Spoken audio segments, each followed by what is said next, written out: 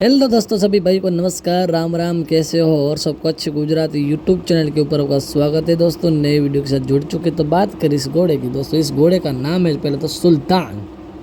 Honour की बात करें तो कमल खान भाई फ्रॉम बजाना, तालुका पातड़ी, जिलो सुरेंद्र नगर।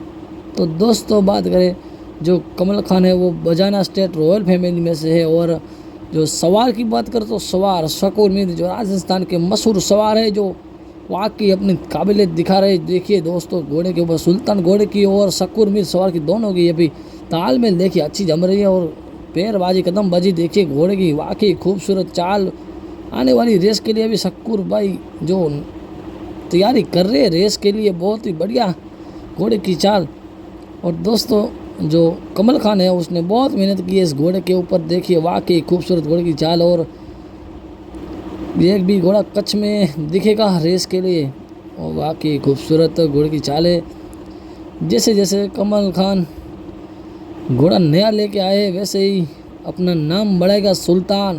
तो दोस्तों मेरा ये वीडियो आपको पसंद आया तो मेरे YouTube channel WhatsApp Kutch Gujarat को आप लाइक कीजिए, शेयर कीजिए और सब्सक्राइब कीजिए। बने रहना मेरे YouTube channel WhatsApp Kutch Gujarat पे। दोस्तों मिलते हैं नए वीडियो के साथ। धन्यवाद।